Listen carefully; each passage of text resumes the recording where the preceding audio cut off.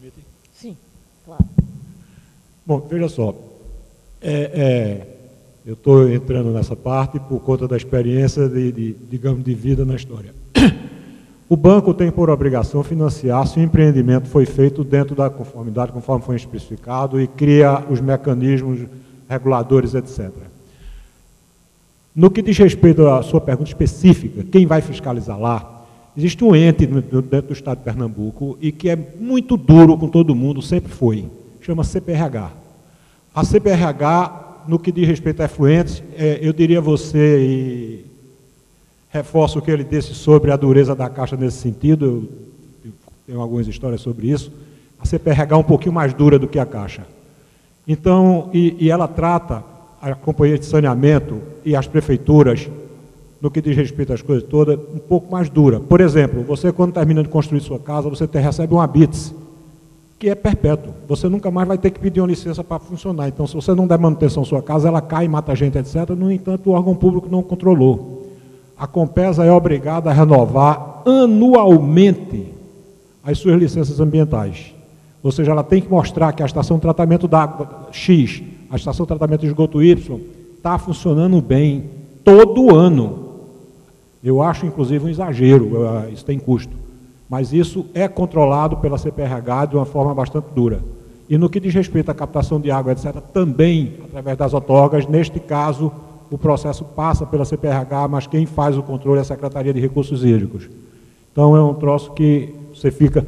No que diz respeito ao controle dessas coisas, tem sido bastante duro, e daí o avanço de algumas situações, como melhoria dos rios, que a gente não percebe muito, porque a carga tem sido aumentada bastante, mas não fosse o controle do CPRH, e que controla o empreendimento permanentemente, não mais como empreendimento, mas como operação rotineira, isso existe. Você tem entendido. Outra pergunta? Pois não. Boa tarde, eu sou Herbert. Eu estou aqui como cidadão e também sou ambientalista. Eu defendo a Lagoa Olho d'Água, que é a maior lagoa de formação do Restinga em área urbana do Brasil, lá em Jabotão, e ela está totalmente abandonada hoje. Então, assim, eu gostaria de perguntar para o pessoal da Compesa, porque hoje Jabotão é a segunda maior cidade do estado. A gente tem 1/3 da população morando na Zona Sul, que são nos bairros de Piedade, de Candeias, Sotave, em torno da lagoa, são mais de 250 mil pessoas, e a lagoa está totalmente abandonada. Hoje, todo o esgoto da Zona Sul de Jabotão e parte do esgoto do Recife cai dentro da lagoa através de vários canais, sem nenhum tratamento. Outra realidade também terrível da lagoa é a questão não só do esgoto, da coleta, do tratamento, mas também da água. Hoje em dia, muitas comunidades, mais de 50, acho que 35 mil pessoas aproximadamente, vivem sem um sistema de água regularizado no entorno da lagoa. Então, tem a questão também da esquistossomose, que a doutora Constância está aqui. A lagoa também é um foco terrível de doenças. Então, é uma área ainda em Pernambuco que está totalmente esquecida e abandonada pelo poder público, mesmo ela estando numa zona de alto potencial de desenvolvimento, que é entre Recife e Suape. Hoje aquela área tem muita construtora em cima de terreno ali, porque é onde tem local para crescer ali, e a área está totalmente abandonada. Então, eu queria saber da Compesa que projetos estão sendo, queria perguntar ao presidente da Compesa, se possível, que projetos estão sendo desenvolvidos naquela área ali na lagoa, o que a Compesa pretende fazer para poder suprir essa falta de saneamento básico, qual é o gargalo que existe hoje em dia em Jabotão, que a gente não vê, mesmo com alguns esforços agora do governo, a gente não vê nada avançando em Jabotão na questão da coleta e do tratamento de esgoto. Hoje a cidade está entre as 10 piores saneadas do Brasil, as piores em saneamento. Jabotão, acho que ela é a 9ª pior em saneamento, e é a 2ª maior cidade do estado. E a gente não conseguiu, a gente não debateu muito isso. Assim, está na rota da Copa, muito hotel está lá em Suape, muita gente vai precisar passar por Jabotão. Hoje, quando chove, fica tudo completamente alagado, porque a cidade nem drenagem tem, muito menos saneamento.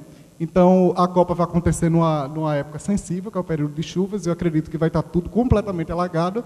E eu queria saber o que é que vai ser feito até 2014, ou depois disso, ou antes, para poder resolver essa situação do saneamento no entorno da lagoa e naquela área da Zona Sul de Jabotão, e qual o gargalo que tem para os projetos que existem atuais do PAC não estarem caminhando não estarem caminhando como a população desejaria que eles estivessem. O presidente quer responder?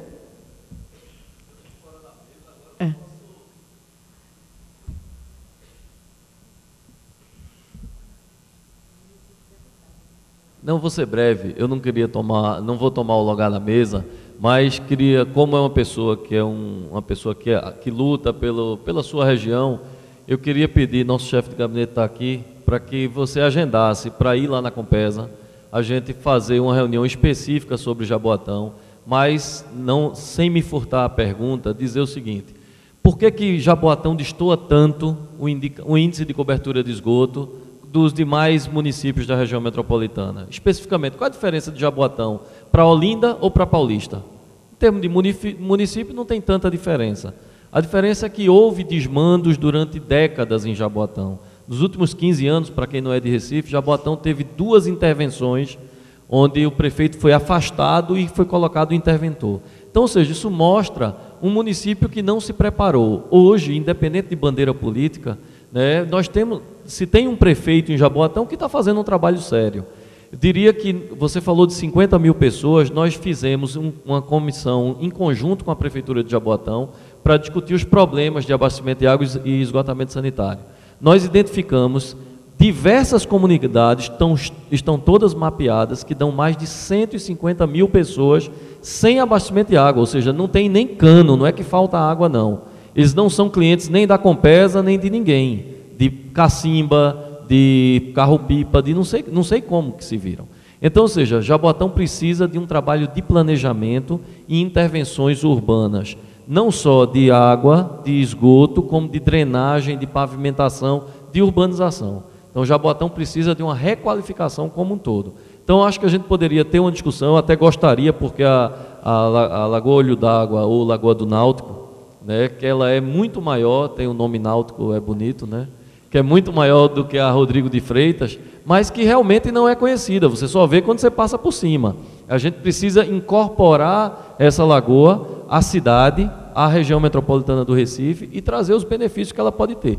Despoluir a lagoa tem que ser uma meta permanente de qualquer governo, do PT, PSDB, PSB, de quem quer que seja, do P que for, tem que ser uma meta despoluir, porque é um equipamento urbano que tem que ser trazido, né, até de regulação do meio ambiente. Então, coloco a presidência da Compesa à disposição para a gente fazer uma conversa específica sobre isso. Outra pergunta?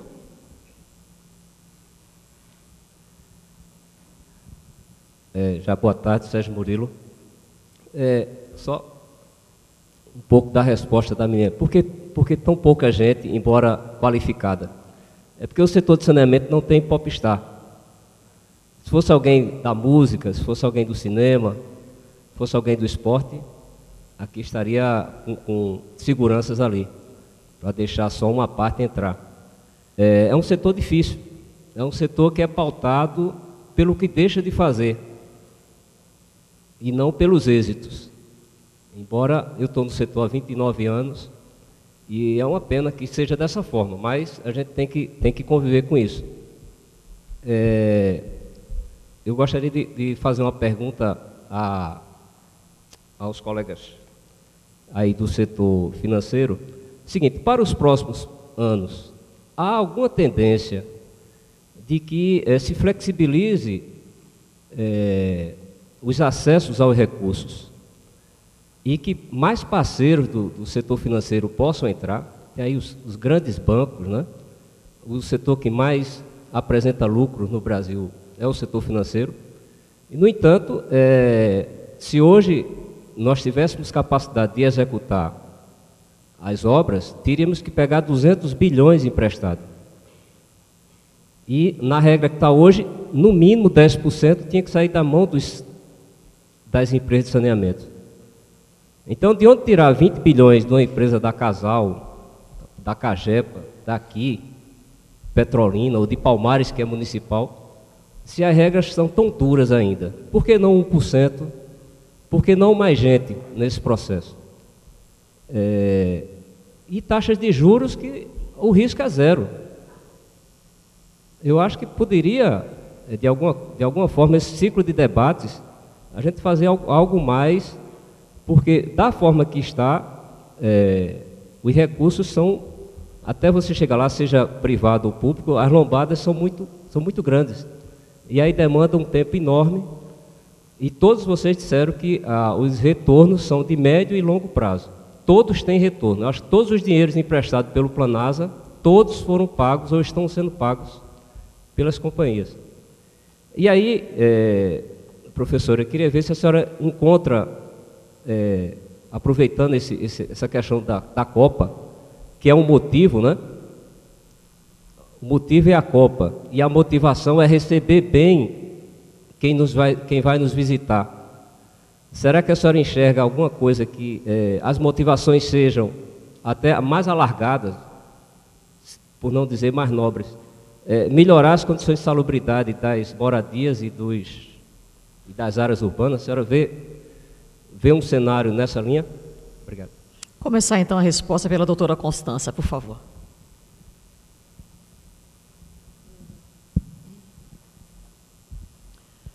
Eu gostaria de saber também do colega da Compes ou dos colegas do financiamento, já explicou um pouquinho a questão de Jaboatão dos Guararapes, né? Isso que é uma terra... Bom, você tentou explicar por que as coisas não acontecem em Jaboatão, tá certo? E Pojuca, que é um município que arrecada, Jaboatão também, né? Qual é a responsabilidade que o município de Pojuca tem hoje em dia de prover suas áreas de atração turística, né, e deixar de ser irresponsável, porque Ipojuca hoje atrai turistas do mundo todo com propaganda de vir desfrutar de cenários ambientais perfeitos, saudáveis.